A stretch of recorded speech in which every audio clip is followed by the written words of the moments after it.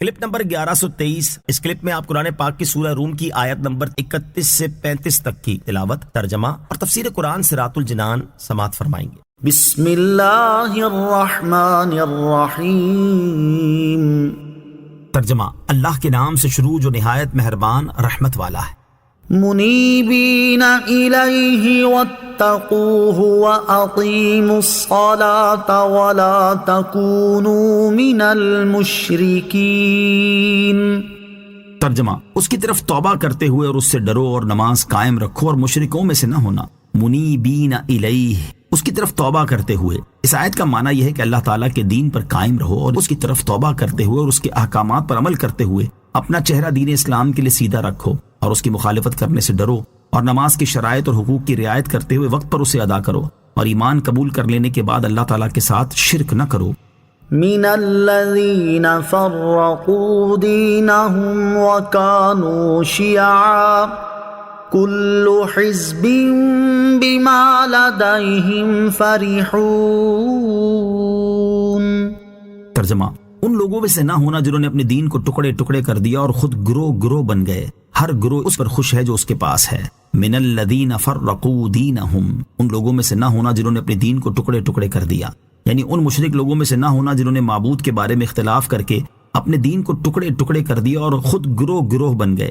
ان میں سے ہر گروہ اپنے مذہب پر خوش ہے اور اپنے باطل کو حق گمان کرتا ہے۔ یاد رہے کہ اس آیت کا اسلامی فقہا کے اختلاف سے کچھ تعلق نہیں۔ حنفی، شافعی، مالکی اور حنبلی ہونا دین میں اختلاف نہیں بلکہ فروعی مسائل میں اختلاف ہے، اور یہ اختلاف بھی نفسانیت کی وجہ سے نہیں بلکہ تحقیق کی بنا پر ہے۔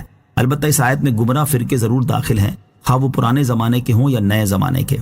وَإِذَا مَسَّ النَّاسَ ضُرٌّ دَعَوْا رَبَّهُم مُنِيبِينَ إِلَيْهِ ثُمَّ إِذَا أَذَاقَهُم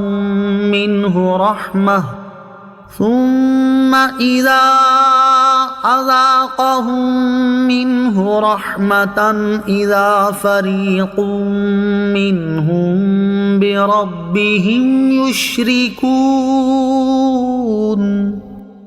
لِيَكْفُرُوا بِمَا آتَيْنَاهُمْ فَتَمَتَّعُوا فَسَوْفَ تَعْلَمُونَ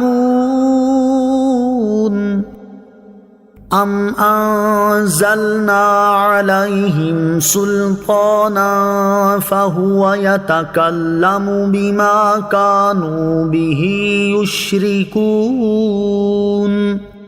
ترجمہ، اور جب لوگوں کو تکلیف پہنچتی ہے تو اپنے رب کو اس کی طرف رجوع کرتے ہوئے پکارتے ہیں، پھر جب وہ انہیں اپنے پاس سے رحمت کا مزہ چکھاتا ہے تو اس وقت ان میں سے ایک گروہ اپنے رب کا شریک ٹھہرانے لگتا ہے تاکہ ہمارے دیے ہوئے کی ناشکری کریں تو فائدہ اٹھا لو تو ان قریب تم جان لوگے۔ یا کیا ہم نے ان پر کوئی دلیل اتاری ہے کہ وہ دلیل انہیں ہمارے شریک بتا رہی ہے؟ وَإِذَا مَسَّ النَّاسَ ضُرٌّ، اور جب لوگوں کو تکلیف پہنچتی ہے۔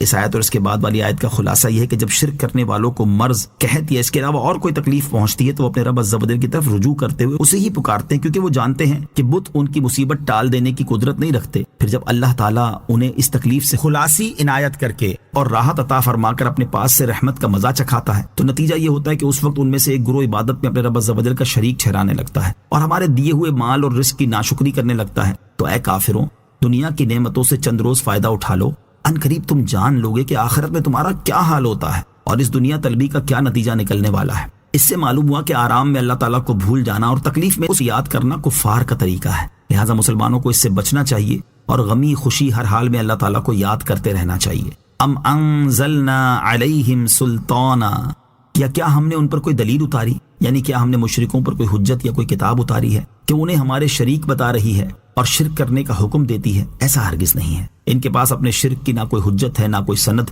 بلکہ وہ کسی بے سند دلیل ہی ایسا کر رہے ہیں۔ صلو علی الحبیب صلی اللہ تعالی علی محمد صلی اللہ تعالی وسلم۔ مجھے اپنی اور ساری دنیا کی لوگوں کی اصلاح کی کوشش کرنی ہے انشاءاللہ عز و جل۔